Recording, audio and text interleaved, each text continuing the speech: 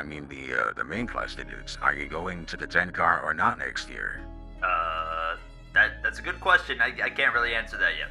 I keep it short and sweet in the media. What can I say now? As I don't know if we're going to the 10 car or not, but we've been asked about it now, and we're being asked about it in the media, but we are not focused on that yet. Hello, everybody. Welcome back. We are here with the iRacing career mode, and now we are in Kansas, back-to-back mile-and-a-half circuits. Excited for this one. This one's all about running the top. Chicagoland.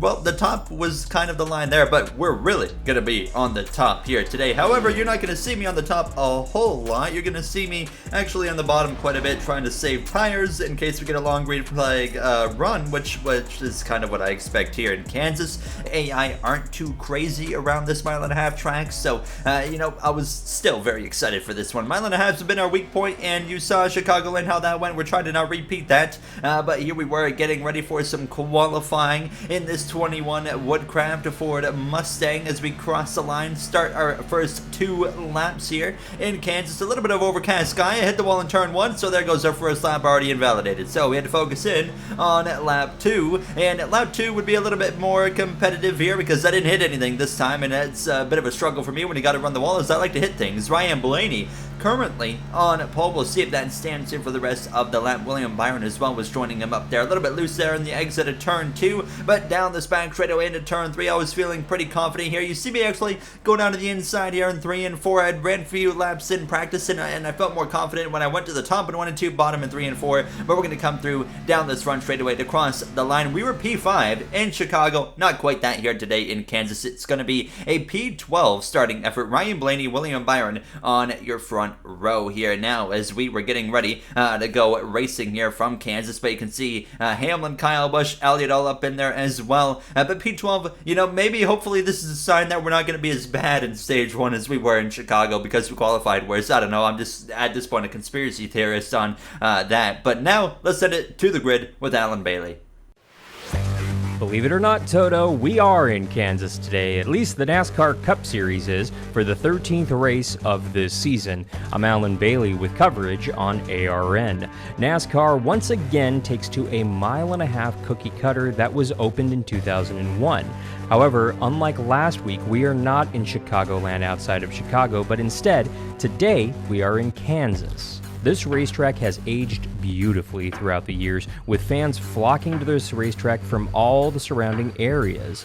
Kyle Busch picked up the victory last week in a very similar configuration and a very similar layout. Many experts are picking Busch to pass Logano again in the closing laps out here at Kansas for the win. But other experts are saying that this track is totally different and we could see a new winner altogether. Will Busch go back-to-back? Let's find out. Alan Bailey, as usual, as the pace car is off and we are ready to go racing here from Kansas Speedway. The green flag is out. We are underway. Ryan Blaney leads the way to turn 1. Now, stages are slightly different compared to what we had in the last episode. So we're running the same amount of laps, but I was trying to give us a few extra laps in stage 2 to hopefully remove the AI dankness with the strategy again, because we've been doing so good lately without having AI strategy issues, but obviously they had issues in the last episode in Chicago. Mile-and-a-halves is where you really see it take place. Unfortunately, we've been losing mile-and-a-halves on this schedule. So stage 1 still comes to a conclusion at the end of lap 18. Stage 2, however, when I said added a few extra laps, I only added an actual few extra laps. It's at the end of lap 42 when we end stage 2. Will it make a difference? I really don't know, but look at this. We are on the outside, absolutely losing a bunch of ground like Chicago, but not because the car is tight this time, because I got the 48 of Alex Bowman, who's going nowhere in front of me, and I was stuck behind him, and I was stuck on the outside, and I could never get down, and I was still on lap 3 stuck on the outside as Ryan Blaney continues to lead over Bell, Kyle Busch, Austin Dillon, as well as the point leader of Kyle Larson. Larson's been a little bit off lately, I've noticed here in the last few races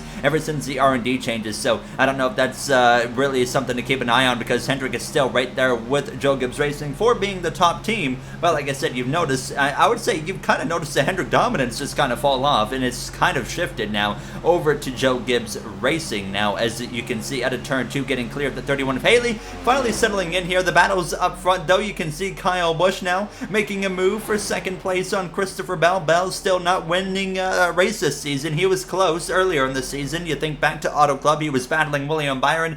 Couldn't quite get the victory there, and you can see myself continuing to move my way forward here, trying to be in the mid-teens. Now, the mile and a half has been our weak spot in the schedule all season long so far, and this is a track that I always have a little bit of a concern coming to, and it's because the 21 car, it's not a driver issue, maybe, I mean, who knows, maybe I suck, but this car is just not the fastest car. It's not a 5-star car in NASCAR heat terms, so we're not expecting to win races here in our rookie season. However, I do think we can make the playoffs there, as you see Kyle Busch making a pass for the lead and what I think would be his 8th stage win of the season, if he is able to pull this off here. Now battling with Martin Truex Jr. Lap 12 actually catching the outside wall on the exit of turn 2. It was really weird. So Truex got to my left rear, and then it just felt like my car, almost like Chicago, started plowing as soon as he got to my left rear when I was really close to the wall. But we actually get past the 19 again, as he had a bit of a mishap on the exit of turn 4. This is lap 15, only a few laps left already in stage 1. And you see Truex again, he gets to my left rear, and once again, as soon as it gets alongside, the car just starts kind of plowing a little bit. This time we do keep it out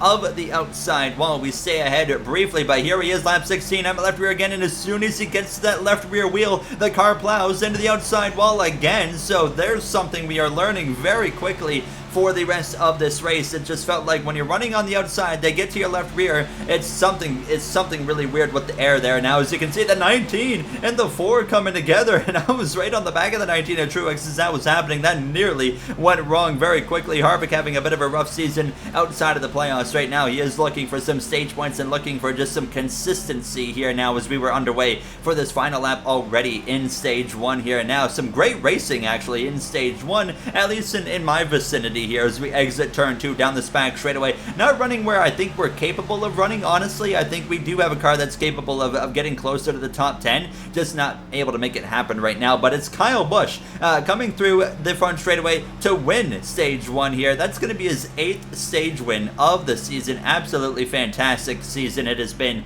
for Kyle Busch. We crossed the line for a bit of a disappointing effort. You see on the top there, Chase Briscoe rounding out the stage top 10. Everybody was into the pit lane here at the end of stage 1, just like we saw in Chicago. So far, strategy, no issues here, but we'll wait and see what happens at the end of stage 2 again, and if we repeat the process, which I hope that we do not, but only time will tell. I unfortunately had some repairs to make to the car after getting into the outside wall, so we actually had to restart at the back for stage 2. I said everybody pitted.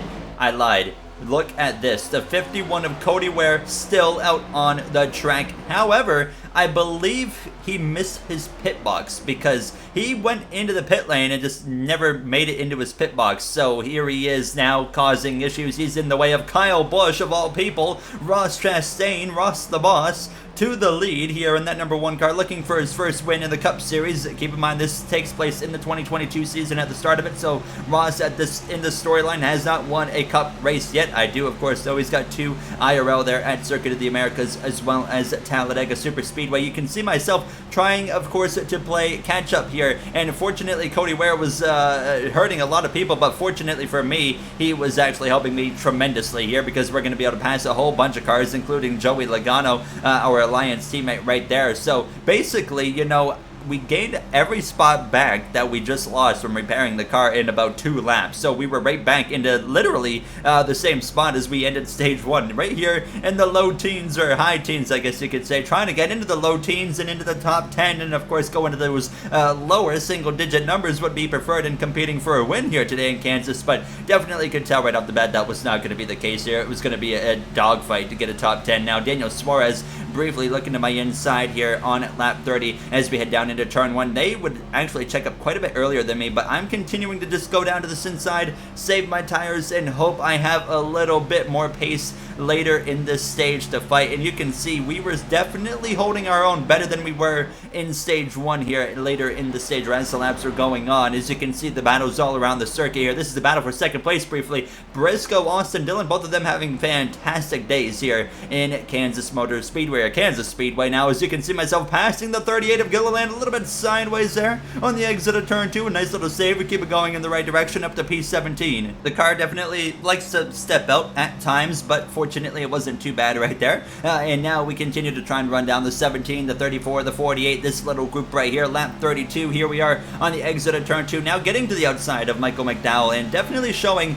that we have saved our tires better than stage 1. I also left this out, but I did make a little minor adjustment on the car on the right rear spring offset like I did in Chicago, but I only did a couple clicks to the left to loosen it up a little bit, because it did have a little bit of that understeery effect here in stage 1, but just obviously not anywhere close to the extent that we had in Chicago. 3 wide into turn 1 with the 48 as well as the 17, but sure enough, we have that momentum on the outside. Bowman's right there on our left front, but we are able to get clear, and now up into P14, we would run down the 41 of Ryan Preece, and the legitimate opportunity for stage points is growing, because here we go now. We're going to make a 3 wide on the exit of turn 2 with Chase Elliott, as well as his tremendous friend of Denny Hamlin here down this back straightaway. We're going to pass them both, and there we go, passing Harvick as well. We are into the stage points here in Kansas. I got a little bit loose right there on the entrance of the corner though, so that brings Harvick fighting back to my outside, and Denny Hamlin as well. So hold on, we're not quite in the stage points just yet here, but down into turn 1, look at the 4. He almost stomps on the brakes there, and that allows me to clear him, and that moves us back up into P10. But just as we take P10, the grip in this car was starting to fade pretty quickly here. Battle for the lead, however. Martin Truex Jr. trying to go up the inside of the 20, couldn't quite make it happen right there, but it wasn't over yet. A few moments later, here he is again into turn 1, up the inside, and easily clears the 20 of Bell. Martin Truex Jr. picked up his first stage win, I think it was, in the last episode, looking for his second stage win here today in Kansas. Here, a battle for 9th place now on our hands with only a few laps to go in stage 2, up the inside of that 3 of Austin Dillon. Not quite clear on the exit of turn 4, but yes, we do get him there. We chop his nose a little bit there. Not a whole lot of room to work with, but then on the exit of turn 2, lap 41, slipping and sliding around, and that's going to bring Elliott and Dillon right back into the mix on my outside. Said we were losing grip, but I certainly meant it here now. That 9 car is, sure enough, going to get past me here now on the exit of the corner, unfortunately, and that's going to bring the 11, the 3, as we start this final lap of stage 2 right into the battle. This is for the final stage point. We are P10, trying to, of course, hold these guys back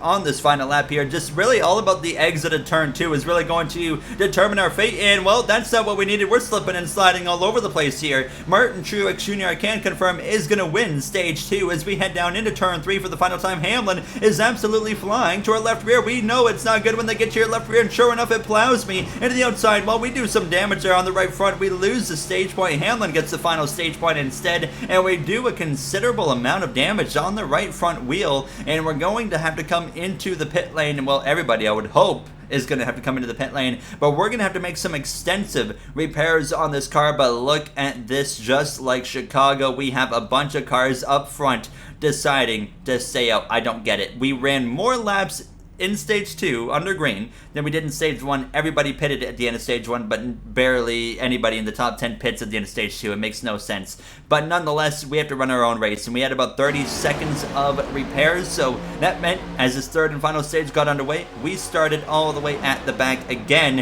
and just like the beginning of stage 2, we had to play catch up again. After fighting for stage points, now we're trying to get into the top 30. So here you can see the fresh tires versus the old tires. We've seen this at like every mile and a half this season, and we were flying up the inside, but Denny Hamlin, speaking of flying, he was the one to keep an eye on. He was the first car on fresh tires, and he was already about to go take the lead from Martin Truex Jr. Look at this just big clump of cars right here all together. Everybody swarmed together with the mix of old and new tires, and Hamlin's already into second place, and down into turn 1, he's probably going to blow the doors right off this 19, and yes, he is. There he goes to the lead of this race. As that's happening, here I am on the inside trying to make my way through. I was pushing the car a little bit more than I was in stage 2 here, which we could pay the price a little bit later in this race for. Obviously, with the amount of laps that we have 75 laps in this race, and we are only on lap 49 with no guaranteed cautions. It's been an overall pretty clean race here with the AI. Usually the mile and a half, they're two ways. They're just crazy or they're very calm.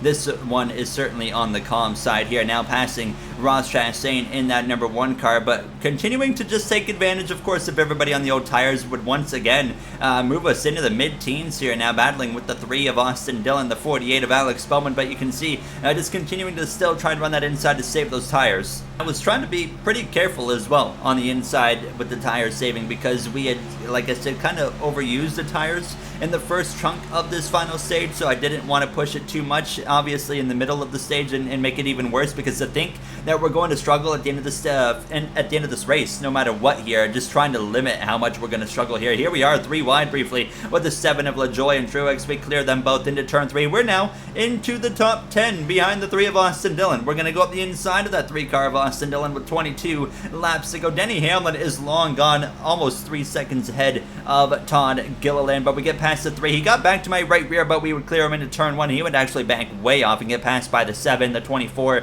and then our next objective was getting past the 15, Rick Ware car, for 5th place. Well, we do exactly that. Up into P5, things are looking pretty good with 20 laps to go here from Kansas Speedway. William Byron up my bumper on the exit of turn 2. I got a little bit loose there with 18 to go, and now Byron's going to go up the inside as we head down into turn 3, and I was starting to fall off already. Didn't really have much in the tank to fight that Exalta Chevrolet, who is on the move late in this race. And speaking of late in the race, let's get a late race update. Denny Hamlin, Ty Dillon, and Byron now up into 3rd place as Gilliland and his teammate of McDowell fight it out. As you see, the battles, actually, when I say battles, not a ton of battles happening around the track. Up towards the front, at least in the back, you can see it's getting spicy. Harvick contact with the 22, and then you see in the background here, everybody else on the old tires just kind of struggling and desperately looking for a caution as I catch the wall on the exit of turn 2 with 15 to go. So that's like the 7th time I've hit the wall here today, and I was really starting to struggle. You can see, look at that, losing the rear end on the exit of turn 2. There goes the 43 of Eric Jones up the inside. Now we have the 6 and the 3 of Keselowski and Dillon swarming us as well into turn 3. We're still inside the top 10, but how much longer is really the question at this point, as I am really struggling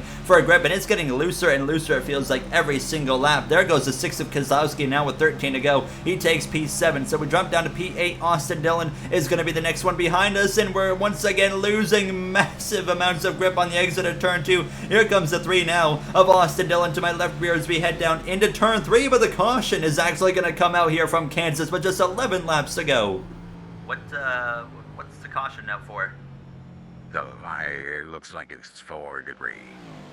Very cool. So, we just got a debris caution from NASCAR here with 11 laps to go, and we are now going to be pretty split here potentially when it comes to strategy here. And you can see basically what happened. We all stay out, and everybody that stayed out at the end of stage 2 comes in now, and they're going to put on fresh tires. So we restart P8 still with Denny Hamlin leading the race. 7 laps to go. I did contemplate pitting, but it's only 7 laps, so I felt like it could go either way, and I would rather have track position currently with 7 laps to go. So we are back underway. Is this going to be a mistake? Because we were struggling, and we were getting looser and looser as the laps are going on. It was getting worse and worse, and you can see it's already 3 wide. Ty Dillon on the outside. We're going to go to the outside of his teammate, and we're going to have to stomp on the brakes here, just like earlier in the race with Alex Bowman at the very first couple of laps being in my way. Well, now it's Ty Dillon. So what do I do at this point here? We got to find a way to the inside, but right now nothing is opening up there. Keselowski's up my inside, and the 48 of Bowman's coming up just behind us as well, and the 42 is just going nowhere. And then on the run towards turn 1 again, he stomps on the brake. I'm pushing him into the corner, and we're losing a bunch of track position because of this.